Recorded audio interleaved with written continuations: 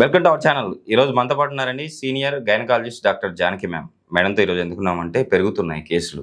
ఒకప్పుడు మనం 2019, 2020లో మనం చూసాం. ఒక్కసారిగా కేసులు ఎక్కువైపోయి డెత్తులు కూడా మనం చూసాం. బట్ ఇప్పుడు మళ్ళీ కొత్త వేరియంట్తో ఇప్పుడు న్యూ వర్షన్ అనుకోవాలి మనం దీన్ని కరోనాని. సో ఈ వర్షన్ వల్ల ఈ కొత్త వేరియంట్ వల్ల మనకి ఎలాంటి హెల్త్ ప్రాబ్లమ్స్ వచ్చే అవకాశం ఉంది, డెత్తులు జరిగే అవకాశం ఉంది. కొన్ని కేసులు కూడా చూసాం. విజయవాడలో ఒక డెత్ కూడా జరిగింది. సో ఈ విషయాలన్నింటి గురించి మేడం ద్వారా తెలుసుకుందాం. నమస్తే మ్యామ్. నమస్తే అండి. మేడం, కరోనా కేసులు మళ్ళీ ఇంతగా ఈ సమ్మర్లోనే స్టార్ట్ అయ్యాయి మళ్ళీ.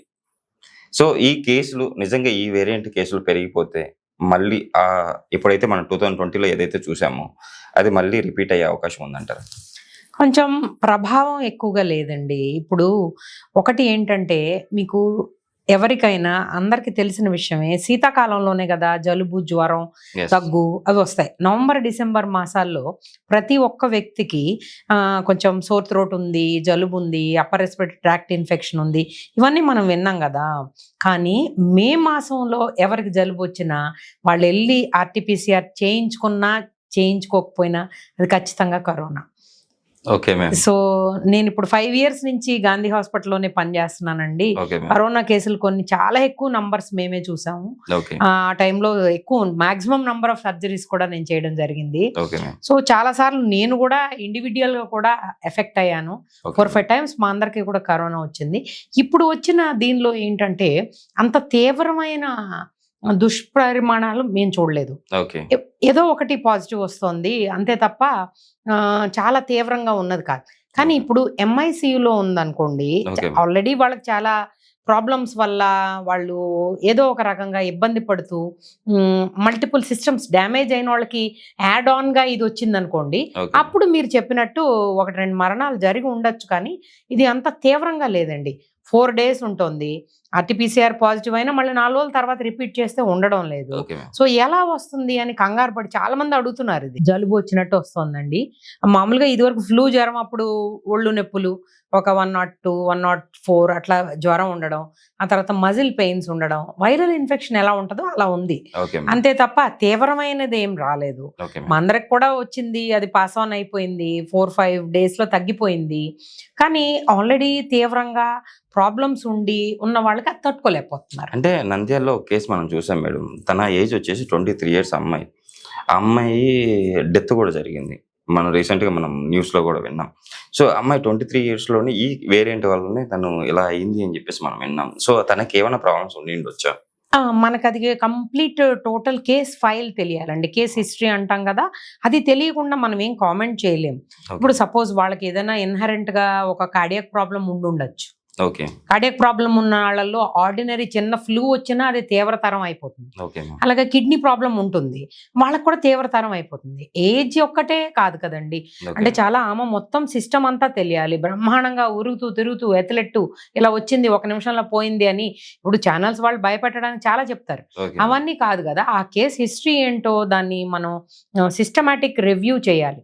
ఓకే. చేసిన తర్వాత ఎందుకు ఈమెకు అసలు వచ్చింది, 20 ఏళ్ల వాళ్ళకి చాలా మందికే వచ్చదు, అది ఎయిర్ లో వచ్చేదే కదా, ఓకే. అందరికీ వచ్చి ఉండొచ్చు కదా. కొంతమంది తట్టుకోగలుగుతున్నారు, రెసిస్టెన్స్ తక్కువగా ఉండే వాళ్ళు తట్టుకోలేకపోతున్నారు. ఇప్పుడు Okay. డయాబెటిక్స్ అనివ్వండి, కిడ్నీ పేషెంట్స్ అననివ్వండి, ఓకే. వాళ్ళకి ఆల్రెడీ ఇన్హరెంట్ గా ఇమ్యూనిటీ తక్కువగా ఉంటుంది. Okay ma'am. అలాంటి వాళ్ళకి తొందరగా క్యాచ్ చేస్తుంది, అది వదులుచుకోవడం కూడా చాలా కష్టం. ఓకే. ఇప్పుడు కరోనా సిస్టమ్ మనకి కొంతవరకు ప్యాథోఫిజియాలజీ అదంతా అర్థం చేసుకోగలిగాం కదా. థ్రాంబోసిస్ అయిపోతుంది. Okay ma'am. ఇప్పుడు హార్ట్ కి పంప్ చేసే వెజల్స్ లో బ్లాక్ అయింది అనుకోండి, చనిపోతారు కదా. Yes ma'am. సో అట్లాగే బ్రెయిన్ లో కూడా వెళ్ళే వెజల్లే బ్లాక్ అయిపోయింది, బ్లడ్ సప్లై కట్ అయిపోయింది అంటే అది ఏం చేస్తుంది అనేది మనకు అవగాహన వచ్చింది.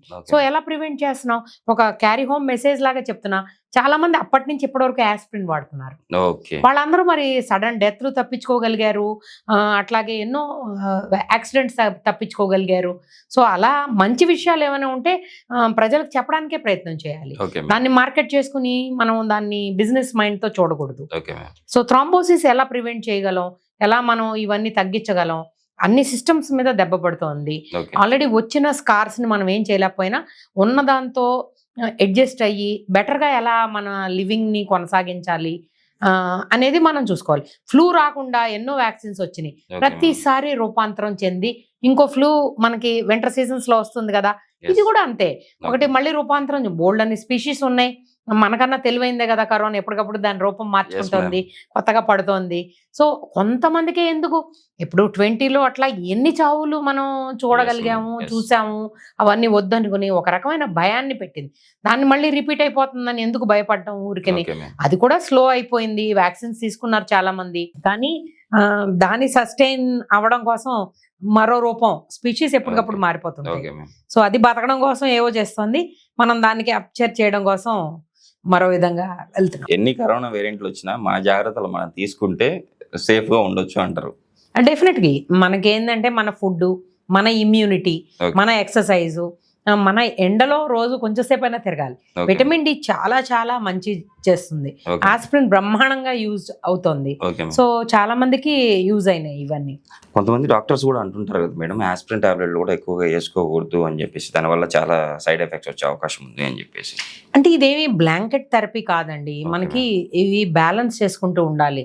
థ్రాంబోసిస్ ఉన్నప్పుడు వాడతాం, కానీ ఒక యాక్సిడెంట్ అయినప్పుడు ఇదే ఆస్పిరిన్ వల్ల బ్లీడింగ్ నాన్ స్టాప్గా అయిపోయి ప్రాణాలు కోల్పోయిన వాళ్ళని కూడా మేము చూసాం. Okay ma'am. డెలివరీ టైంలో కూడా ఆస్పిరిన్ మేము ముందే ఆపేస్తాం. ఓకే 36 వీక్స్ వరకు మేము పెట్టే ఆస్పిరిన్ని ఆపేస్తాం.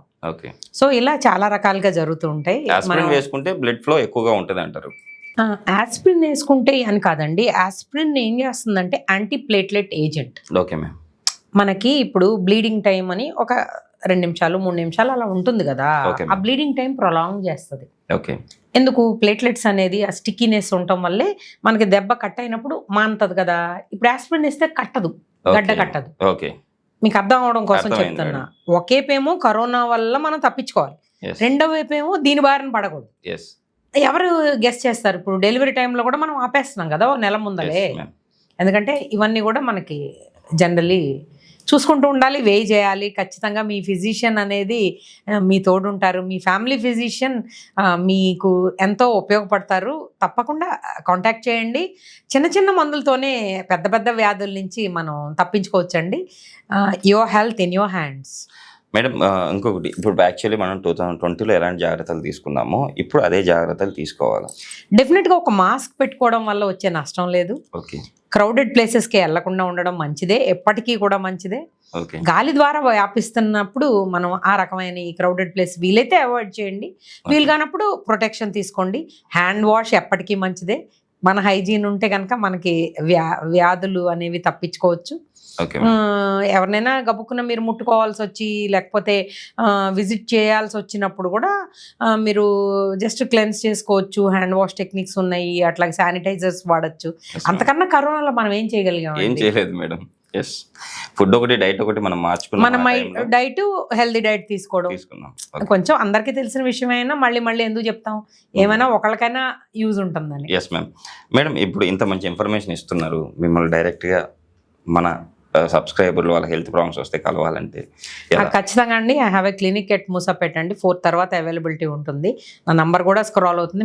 మెట్రో పిల్లర్ A901 దగ్గర క్లినిక్ ఉందండి, నా పేరుతోనే ఉంటుంది. ఇబ్బంది ఏం లేదు, తప్పకుండా కలవచ్చు. మీకు ఏమైనా సలహాలు సూచనలు ఉపయోగపడతాయి అనుకుంటే తీసుకోవచ్చు. ఓకే, చూసారు కదండి మీరు కూడా. మేడం నెంబర్ కింద స్క్రోల్ అవుతుంది. At the same time madam location కూడా మనం ఇస్తున్నాము. షూర్గా మీరైతే మేడం కావాలనుకుంటే ఆ లొకేషన్కి మేడం కాల్ చేసి అపాయింట్మెంట్ తీసుకొని మేడంకి ఈవినింగ్ 4 తర్వాత అవైలబుల్లో ఉంటారు మూసాపేటలో, మీరు కలవచ్చు. మేడం, ఈరోజు మన ప్రేక్షకుల కోసం ఇంత మంచి ఇన్ఫర్మేషన్ ఇచ్చారు. Thank you. Thank you.